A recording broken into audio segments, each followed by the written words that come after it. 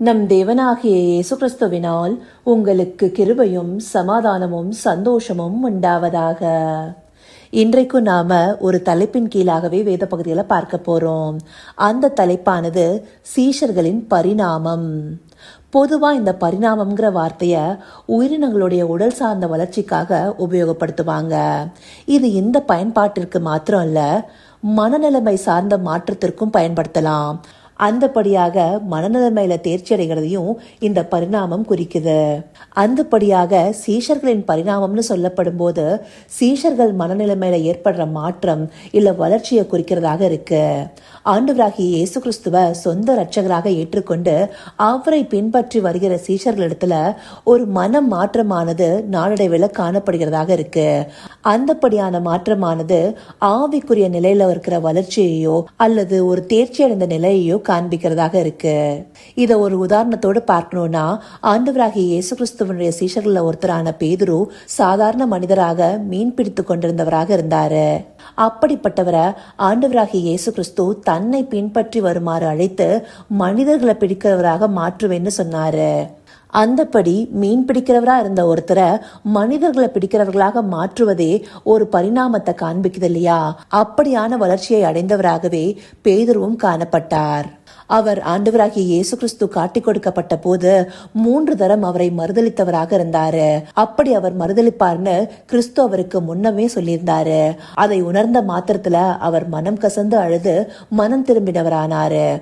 இப்படி உபத்திரவம் உண்டான கடினமான ஒரு சூழ்நிலையில கிறிஸ்துவ மறுதளித்த சீஷனா இருக்கிற இவர் தான் பின் நாட்கள்ல ஆண்டவராகிய இயேசு கிறிஸ்துவ பற்றி தைரியமாக பிரசங்க பண்ணினாரு. அப்படியாக பிரசங்கித்து திரள் கூட்ட ஜனங்களை ரட்சிப்புக்குள்ள அநேக சீஷர்களை உருவாக்கினாரு. இவர் பேசுற தைரியத்தை பார்த்து அநேகர் வியந்து போனாங்க. அப்போஸ்தலர் 4ஆம் அதிகாரம் 13ஆவது வசனத்துல பார்த்தோம்னா, பேதுருவும் யோவானும் பேசுகிற தைரியத்தை அவர்கள் கண்டு அவர்கள் படிப்பறியாதவர்கள் என்றும் பேதமையுள்ளவர்கள் என்றும் அறிந்தபடியினால் ஆச்சரியப்பட்டு. இந்த வசனமே ஒரு பரிணாமத்தை காண்பிக்குது இல்லையா? படிப்பறிவில்லாதவங்க, பேதமையுள்ளவங்க, இப்படிப்பட்டவர்கள் ஒரு சபையின் முன்னிலைமையில பேசுறதற்கே தயங்குவாங்க. ஆனா அவங்க எழும்பி தைரியமா கிறிஸ்துவ பற்றி பிரசங்கிக்கிறாங்க. அதனாலதான் அங்க இருக்கிற மக்கள் ஆச்சரியப்பட்டு அவங்கள பார்க்கிறாங்க. இப்படியான ஒரு மாற்றம் அவங்களுக்குள்ளார உருவாகுது. இந்த மாற்றம் அவர் சீஷரான ஆரம்ப நிலையிலேயே இருக்கானா? கண்டிப்பா இல்ல. இது அவரிடத்துல கொஞ்சம் கொஞ்சமா உருவாகி வந்த மாற்றம். அதுவும் பரிசுத்த ஆவியானவரை பெற்றுக்கொண்டு வல்லமையாய் எழுந்து செயல்பட்ட மாற்றத்தையும் குறிக்கிறதாக இருக்கு. இப்படியான மாற்றம் பேதுருவினிடத்துல மாத்திரம் இல்ல, ஒவ்வொரு சீஷர்களிடத்திலுமே இருந்திருக்கு. பவுலடியார் கிறிஸ்துவோடு கூட இருந்தவர் இல்ல. அவர் கிறிஸ்துவின் சீஷனாக மாறுவதற்கு முன்பாக எப்படி இருந்தாரு? யூத மார்க்க கொள்கைகள்ல நிலை நின்றவராக, யூத கலாச்சாரத்தை முறையாக பின்பற்றினவராக, கிறிஸ்துவின் சபையை துன்பப்படுத்துகிறவராக இருந்தாரு. முக்கியமா அப்போஸ்தலர் 8ஆம் அதிகாரம் 3ஆவது வசனத்துல பார்க்கும்போது, சவுல் வீடுகள் தோறும் நுழைந்து புருஷரையும் ஸ்திரீகளையும் இழுத்து கொண்டு போய் காவலில் போடுவித்து சபையை பாலாக்கி கொண்டிருந்தான். அப்படியாக ஆண்டவராகிய இயேசு கிறிஸ்துவ பின்பற்றுகிற யாராவது இருந்தாங்கன்னா அவங்கள காவல்ல வைக்கிறவராக, சபைய பாலாக்கிறவராக இருந்தாரு.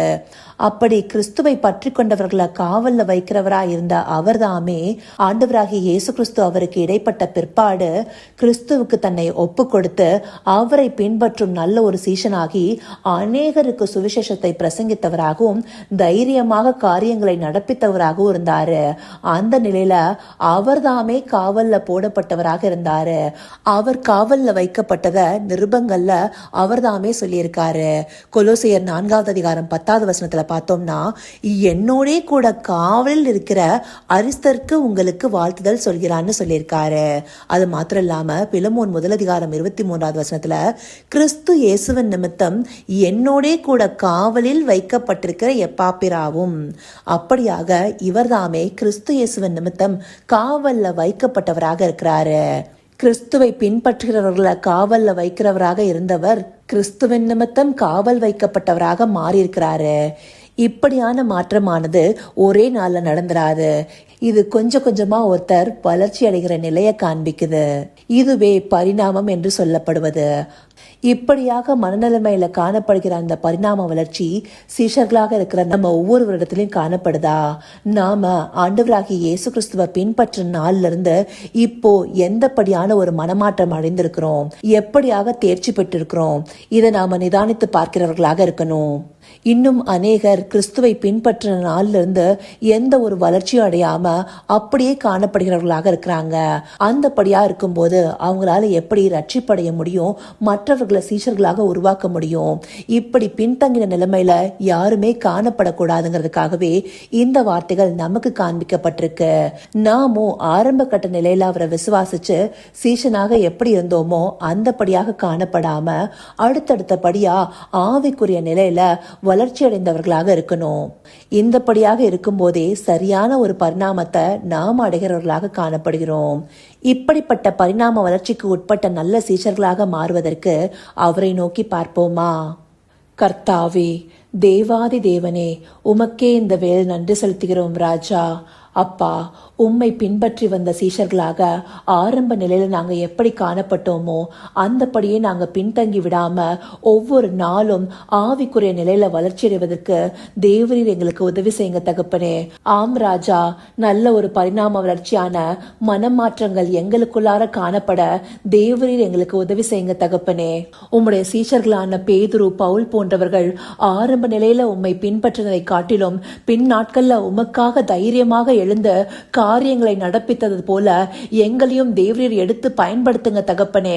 அப்படியான தேர்ச்சி அடைந்த நிலைக்கு தேவரீர் எங்களை நடத்தி கொண்டு போக எங்களை நாங்க இந்த நாள்ல ஒப்பு கொடுக்கிறோம் ராஜா. அப்படிப்பட்ட நல்லதொரு பரிணாமம் எங்களுக்குள்ளார காணப்பட உம்மை நோக்கி பார்க்கிறோம் ராஜா. தேவரீர் எங்களை ஏற்று நடத்த போகிற தயவிற்காய் நன்றி. சகலவித துதி, மகிமை, கனம் யாவும் ஒருவருக்கே செலுத்துகிறோம். இயேசு கிறிஸ்துவின் மூலமாய் வேண்டிக் கொள்கிறேன் பிதாவே. ஆமேன், ஆமேன்.